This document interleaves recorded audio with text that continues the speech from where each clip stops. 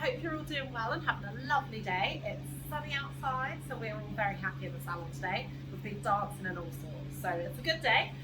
Today I'm going to talk to you about a different breed, mystery breed. It's what I normally. I'm very well known for poodles, doodles, cockapoos, labradoodles, anything poo related cross. That's what we do most in the salon. So a lot of my videos have been about that so far. So today I'm going to show you a different breed that I absolutely love doing. Say hi, Otto. Say hi.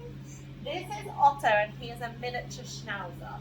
They are a fantastic breed. I absolutely love them. He's one I actually use for competitions, and I'm so lucky to have him. He is, I just want to take him home, to be honest. I love him. He's in the salon all the time. He's bathed 2 weekly, and then he is groomed 4 weekly, because he's got quite a thick coat for a Schnauzer, so it gets knotty quite easily, so we make sure we keep on top of that. Using some really good products, and he loves to swim as well, so it gets quite dirty. So I'm just going to talk you through some of my shampoo choices today on him. Oh, I haven't lived it over. So I'm going to use the Groom Professional Fresh range, the Sea Zest. I absolutely love this shampoo. This promotes healthy skin and hydrates it as well. And it's also 100% natural, so it hasn't got any of the rubbish. There's no parabens, there's no sulfates, anything like that. It's all natural.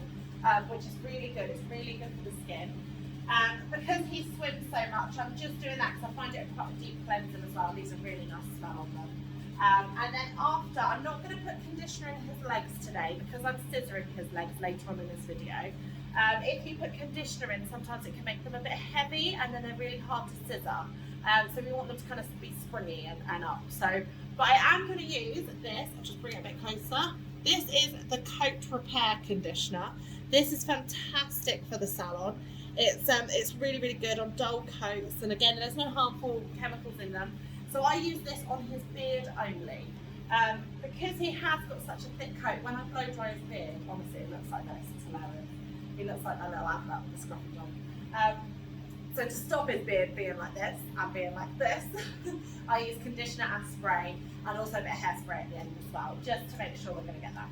So I'm just going to move you over to the bath now so you can watch me do some shampooing, which is lovely. Say hi, Otto.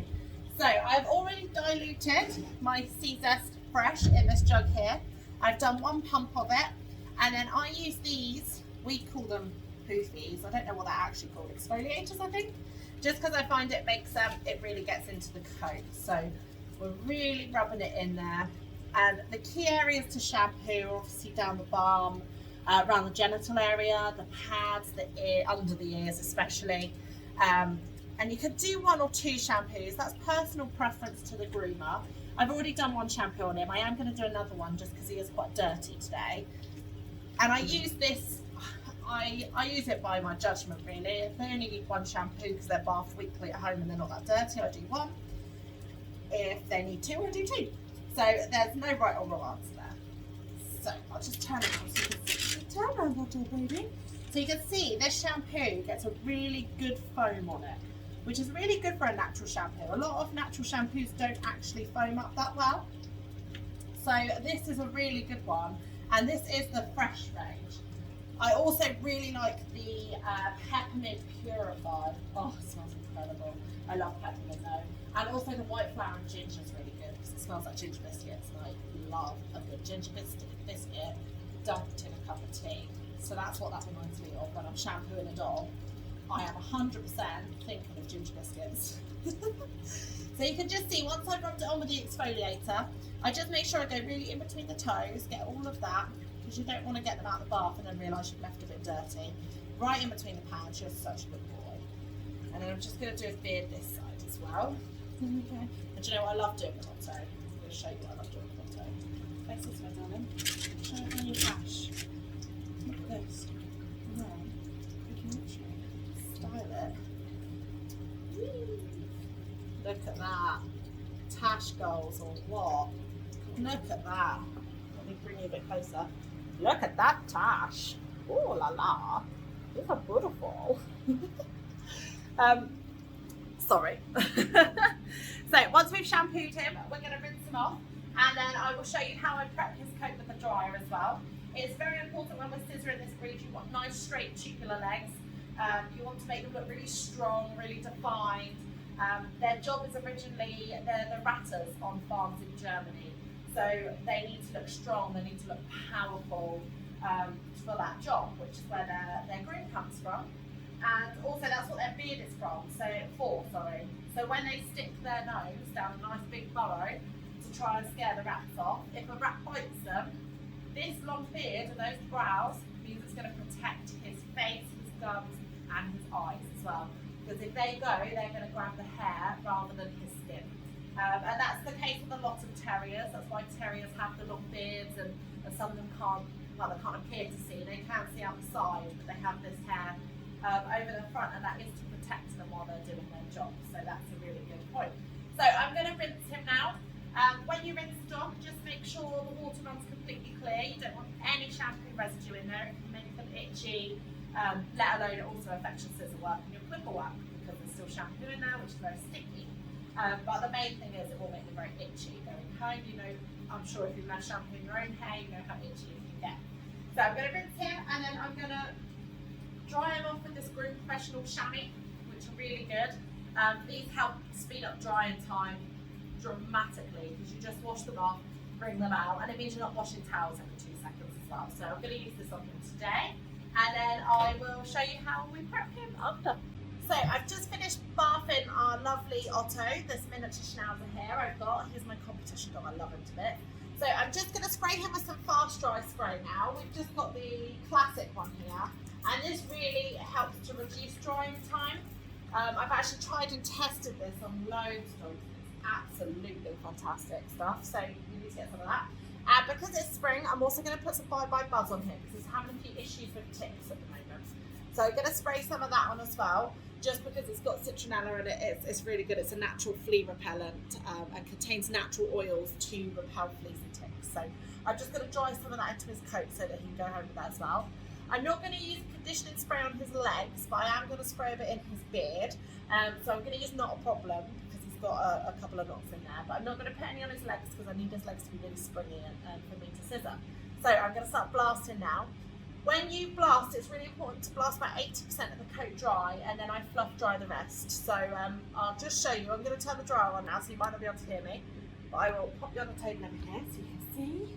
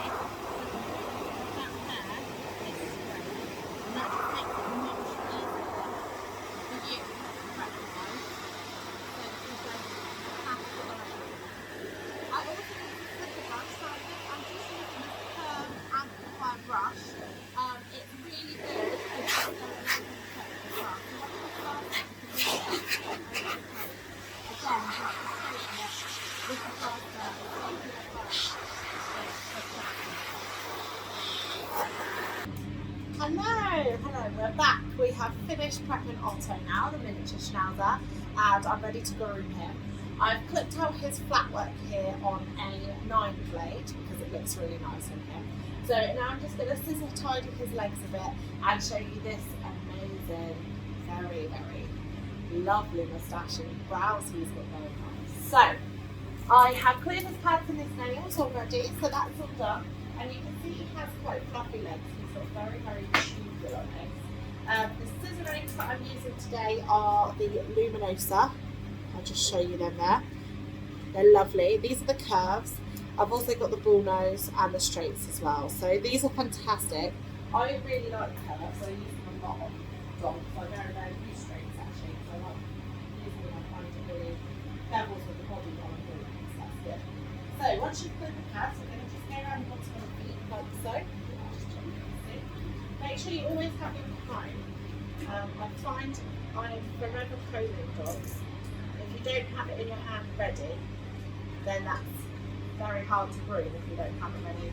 And it also helps just to lift up those little bits of hair that you might miss, and it just gives you the perfect finish there. So you can see now I'm just rounding his feet.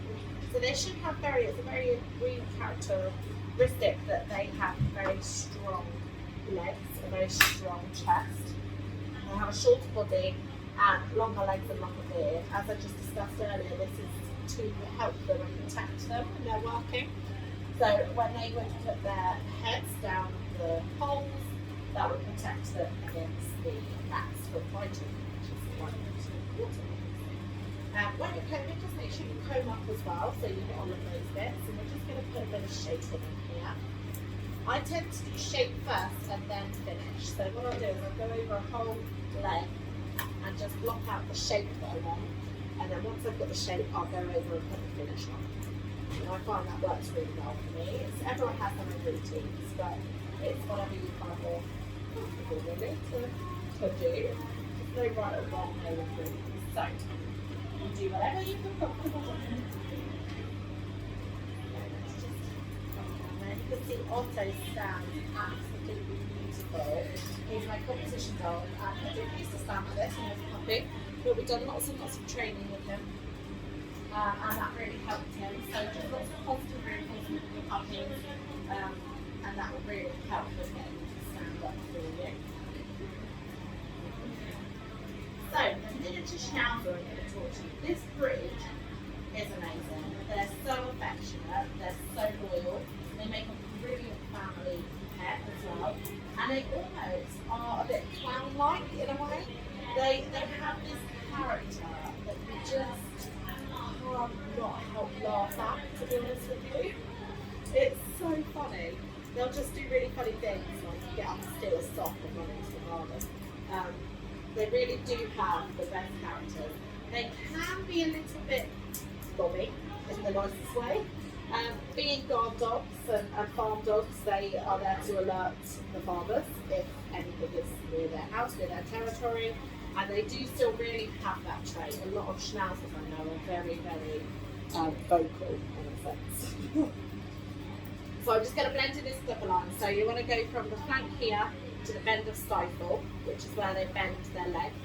And you're blending in, you clip from there and it blends down. It's the line on the back leg.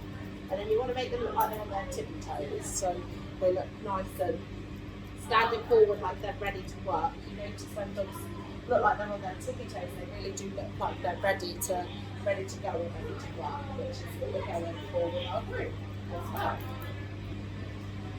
So the miniature Schnauzer came about in the 14th century, when actually they were the giant Schnauzers, the standard Schnauzers were crossed with Affenpitzers and Poodles, and that's where we get miniature Schnauzers from.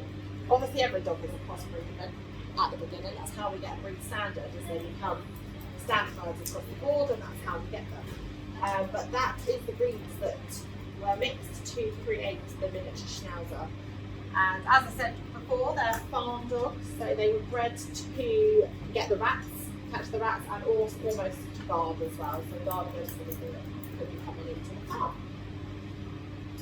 So now we've finished our back leg. I'm just going to go onto my skirt line where I've already clipped and thin across there.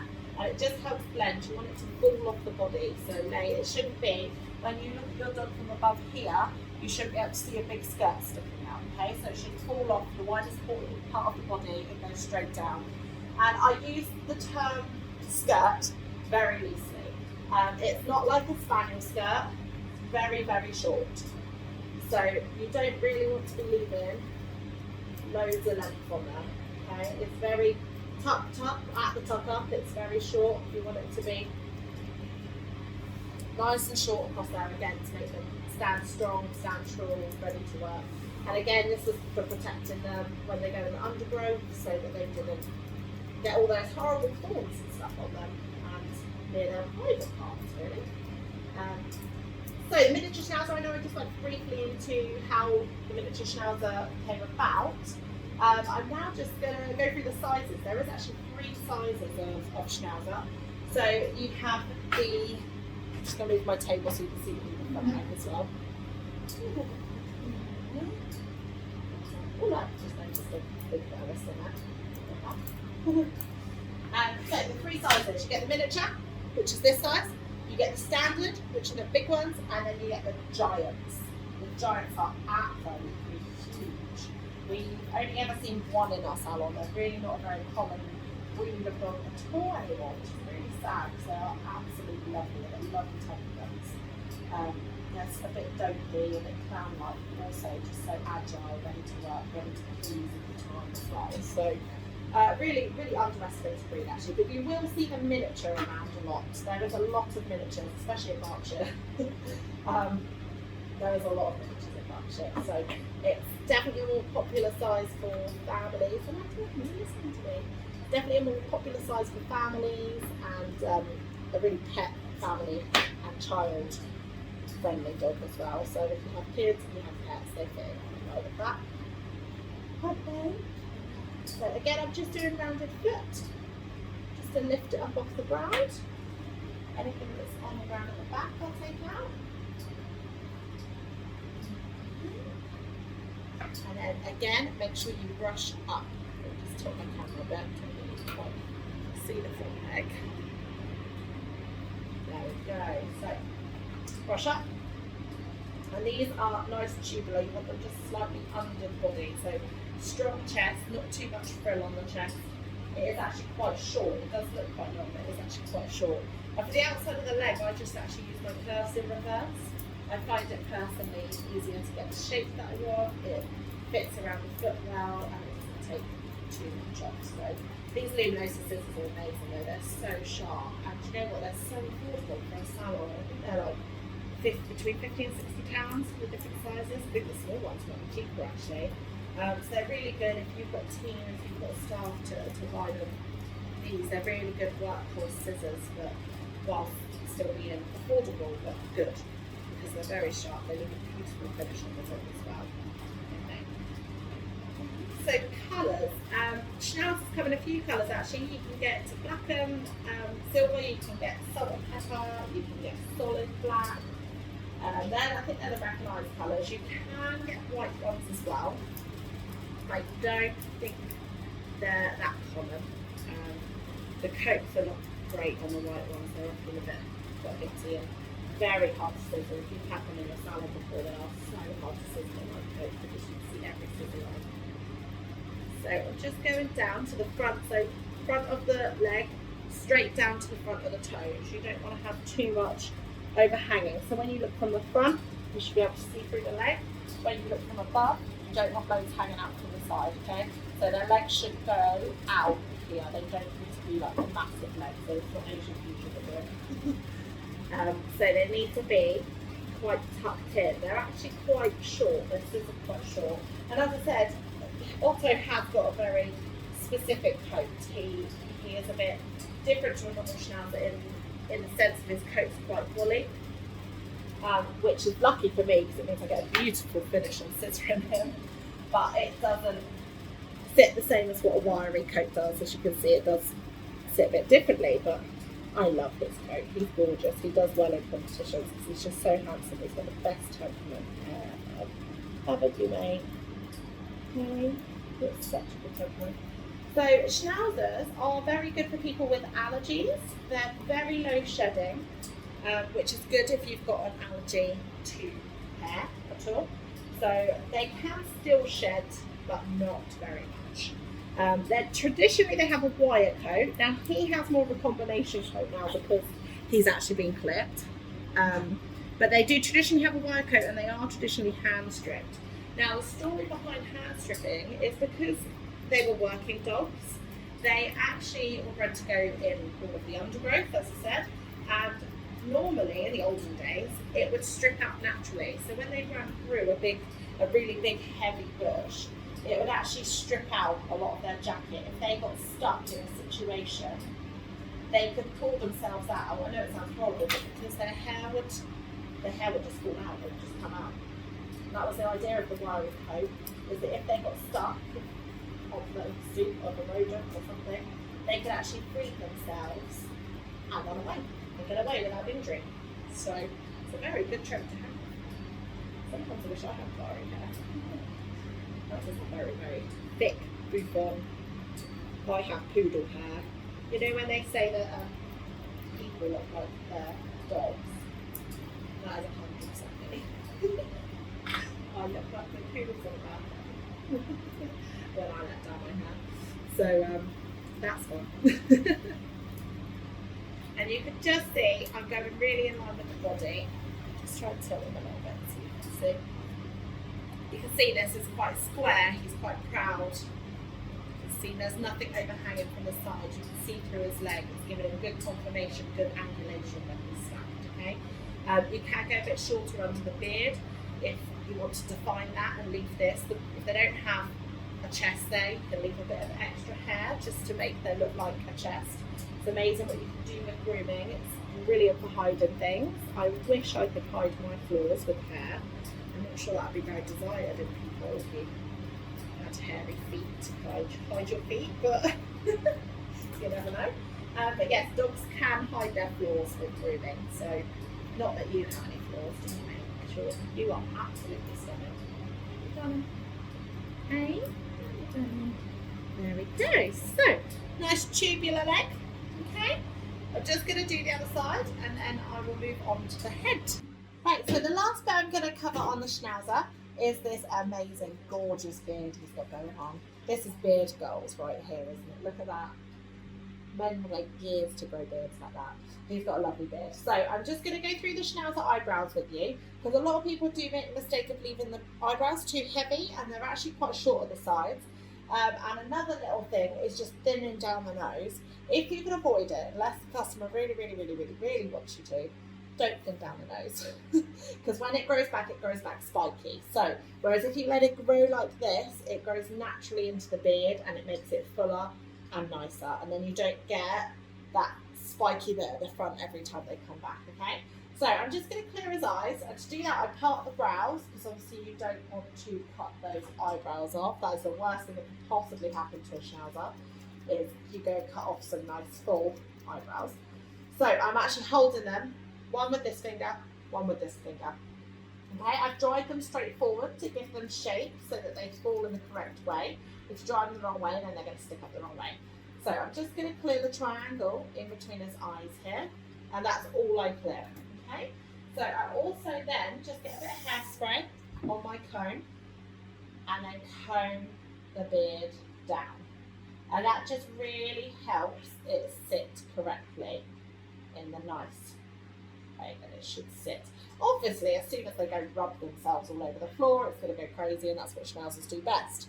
So it's going to stay like this for approximately 10 seconds before he messes it up. But hey, we're going to enjoy those 10 seconds while it looks lush. It really won't last for long. Obviously, as soon as I get him off this table, he goes and rolls in the bed. So with the clipper lines, you're going across the head.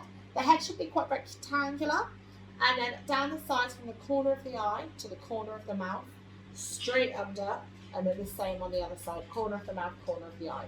Goes quite tight into the corner of the eye there, okay? Once you've done your clipper lines, I'm just going to thin in the side.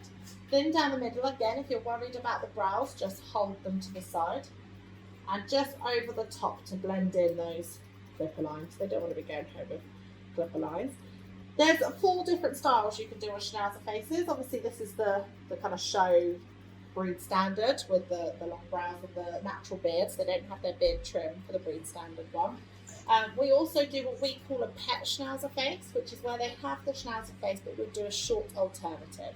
So we would trim down here, kind of take it across here, and take the eyebrows short. So they'd have a short Schnauzer pet head. Another style we do is a teddy head, which is where we leave the top long, teddy style. And the last style we do in the salon is Asian fusion. So that's where we basically take all of this off and we give this a nice donut on top. That's really good for the people that don't want them to look like a Schnauzer and they look very cute, very anime-like. Personally, I prefer this the best. You can't beat this beautiful. You can't beat that, can you? Look at that. You can't beat that beard. You can't beat those beautiful eyebrows. So, eyebrows. Brush them forward. And you are going fairly tight to the corner of the eye. And they should come and reach the end of the nose. Okay? Ideally. In an ideal world. They should be quite pointed at the end. They should be able to see, so you don't want to leave this. A lot of people leave this so heavy around here. This shouldn't be heavy, okay? The long bit, they do have long brows, but only at the front. So then I'm going to get my straights. This is the nerve-wracking bit. If they're a bit fidgety, it is quite nerve-wracking, to be honest. But I think the scissors are close enough. There we go. So we're going to go right from the corner of the eye, and it's a very delicate process. It's a little bit at a time. Hold the beard down if you can, because if it's a flyaway beard and it goes up, that makes it quite tricky. And you can see how I'm exposing the corner of his eye so he can see. You don't want that really heavy. And I'm tilting my scissors to go underneath, so that's less risk of me catching this really long bit at the front here, okay? And once I've done it from that way, I just hold the beard from the front and just perfect it. So I'm just taking out any tiny little bits that I've missed,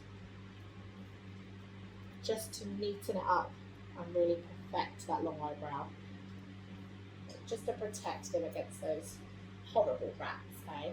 And it is nice to keep them their breed standard trim. It's what they're bred for, it's their heritage, it's their story, so to speak. I absolutely love breed standard grooms. Don't get me wrong, I love the ones that aren't as well, but it is nice to do a really traditional trim. And I really enjoy knowing the story behind the trim. I don't know about anyone else, but if I don't know the story behind the trim, if I think, like, why would you have really long eyebrows? Or with the poodles, why would you have big poms? I find it really fascinating to actually research that and find out why they have those. Because as soon as you know why they have those things, it actually becomes much easier for you to trim them. When you know what they're for, then it makes sense, what the trimming makes sense. So again, I'm just going to get a bit of hairspray, and I'm just going to pop that on the brows, just to make them pronounced. Comb that through. Make sure they're even. So you can see on this side, there's still just a bit underneath that I've missed there. And it's just about going over and perfecting these eyebrows so that they can see from the side, but have those long brows to protect them against any rats. And obviously they don't work now, but it's still nice to have them like this. It's their breed, it's their tradition, so to speak. And I don't touch the beard at all. The only time I'd ever touch the beard is if they're a pet trim. Obviously, if someone has a pet Schnauzer trim, I would trim the beard then. But if they're having a proper show standard groom, I won't touch the beard at all unless there's a knot in it that I need to cut out. But even then, I'll try to brush it out if I can.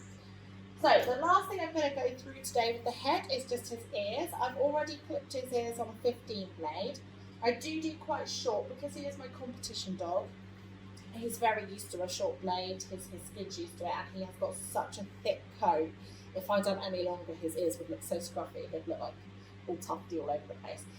That's going to depend on your dog. If you've got a really wiry coated one, as I said, he's not really wiry coated, he's more soft coated. If you've got a really wiry one, that could potentially take the bold. So just assess your dog. If they've got a really thick undercoat, you can probably get away with shorter on the body and the ears. I also drop one down on the ears as well, or sometimes two, again, depending on the coat. So if I've done a line on the body, 10 or 15 on the ears. If I'm doing a 7 on the body, I normally just do a 9 or 10 on the ears. If I'm doing a 10 on the body, I normally do a 15 or 30 on the ears. So it just depends on the dog and how thick their coat is and what they can take. Obviously, you don't want to give them a brush or anything like that. So now I'm just going around and edging the ear with my small Luminosa curves here. And it's really important when you edge an ear, can't speak now, sorry, an ear, to put your finger in front of the ear first. So if you're going to cut a dog, you're going to cut yourself before you cut this dog, okay? So I use my nails, I find my nails really hand, and I'll put this nail one side, this nail the other side. So I know I can go around that whole ear now, just shuffle my nail along, and I'm not going to cut him, okay? So that's really good. But these are a lovely breed. Miniature Schnauzers are absolutely fantastic. They're so funny. They're so cute. They're a bit sassy. I love that. I love that he's a bit sassy. This Otto won't walk if he's got a harness on. If he's got a harness on, he'll just freeze like, ah! Don't you? You can't walk, can you? He's like, no. And he's such a good boy. He loves coming in here. So that is a Schnauzer trim and a little bit behind the history of the breed and the dog. I'm also going to do a blog. I've got a blog on this amazing breed as well. So please do take a read, and I will see you very soon. Bye.